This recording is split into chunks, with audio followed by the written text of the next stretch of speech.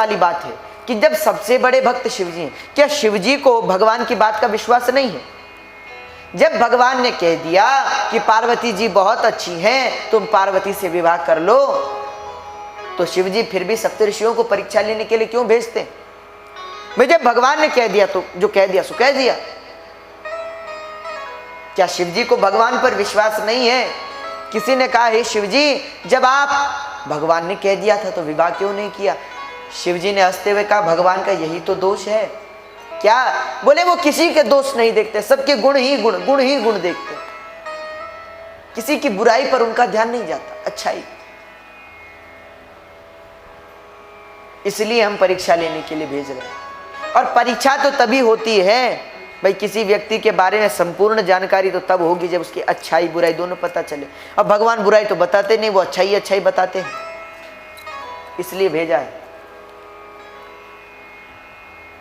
अच्छा, कई लोगों का स्वभाव होता है अच्छे में भी बुरा ढूंढ लेने का। काम कितना ही अच्छा हो पर वो लेकिन परंतु लगा ही देते हैं। व्यक्ति कितना ही कुछ कर रहे, भगवान कहते हैं जो व्यक्ति कर्म से दुखी है वह प्रसन्न हो सकता है, पर लेकिन जो स्वभाव से दुखी है उसे जगत में कोई प्रसन्न नहीं कर सकता। कई लोग अपने स्वभाव से दुखी हैं। वो कहते हैं ना कि एक बार बहू ने भोजन बनाया, सास को दिया, अच्छा उसने भोजन पाया तो थोड़ा सा नमक ज़्यादा हो गया था दाल में, तो गालियां देते हुए, अच्छा गालियां भी देते हैं तो क्या तेरी माँ ने कुछ सिखाया नहीं तुझे? हमें मारने के लिए ऐसा भोजन बना, इतना नमक, तुझे भोजन बनाना नहीं आता?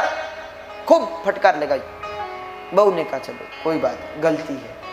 अगले दिन उसने बिल्कुल जांच परख कर बढ़िया सा भोजन बनाया, सब देखा सब परफेक्ट है, तो सास के सामने वो सब तैयार किया। वो भोजन करने को बैठी, भोजन किया, फिर आवाज लगाई बहू इधर आना। आई, हाँ हाँ माता जी। फिर डांटते हुए बोली, आज फिर क्रोधित, तो क्रोधित होकर बोली अरे आज इतना अच्छा भोजन बनाया है, कल इतना अच्छा क्यों नहीं बनाया था? आज इतना अच्छा बनाया है, कल इतना अच्छा क्यों नहीं बनाया था? इसका मतलब जब तक डांट ना पड़े तब तक तुम सुधरोगे नहीं। फिर गालियां देना शुरू कर दिया। तो स्वभाव में अगर दुख उतर जाए तो उसे मिटाना बड़ा मुश्किल है। दृष्टि में अगर दोष हो,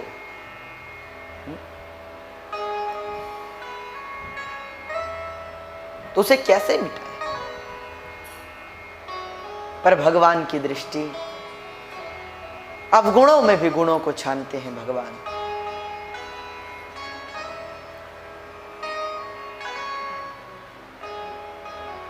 गोपियों ने कहा प्रभु प्रकट होइए, दर्शन दीजिए।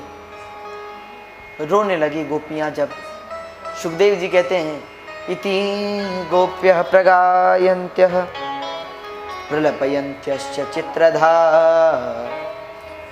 रुरुदुः सुस्वरं राजन् कृष्ण दर्शन लालसा। रोने लगी, और रोती भी कैसे? सुस्वरम राजन। अच्छा, उनका रोना किसी भोग के लिए नहीं था, किसी विषय के लिए कामना से नहीं था। उनका रुदन भी भगवत प्राप्ति के लिए, कृष्ण दर्शन लालसा, उसके लिए रो रही। तो भगवान प्रकट हुए सन्मुख।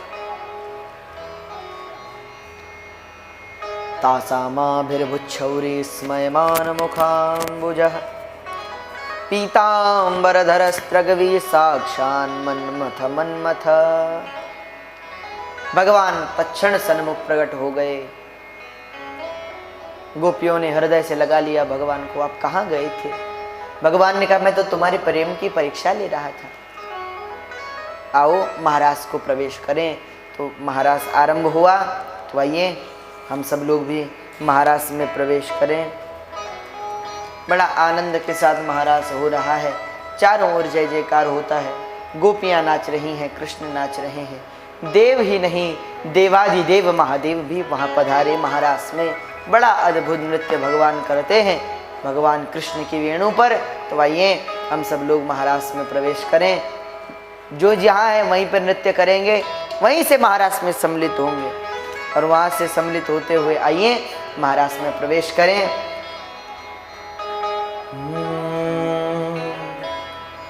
गोकुल में देखो, वृंदावन में देखो रे, बंसी बाजे है, श्याम संग राधा नाचे है।